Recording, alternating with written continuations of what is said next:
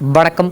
அரசு மருத்துவக் கல்லூரி எதிரில் பொதுமக்கள் சாலை மறியலில் ஈடுபட்டதால் போக்குவரத்து பாதிக்கப்பட்டது.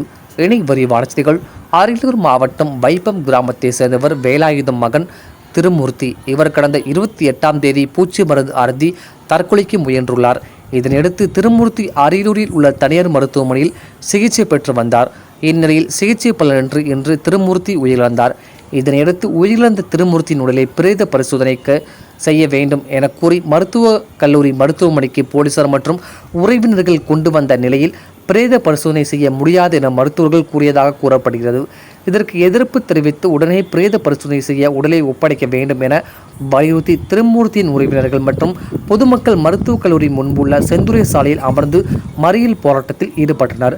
சம்பவம் அறிந்து வந்த காவல்துறை மற்றும் வருவாய்த்துறையினர் போராட்டத்தில் ஈடுபட்டவர்களுடன் பேச்சுவார்த்தை நடத்தியதை அடுத்து போராட்டத்தில் ஈடுபட்டவர்கள் கலந்து சென்றனர். டிஎன் செய்திகளுக்காக அரியலூர் மாவட்ட செய்தியாளர் SP ரவிச்சந்திரன்.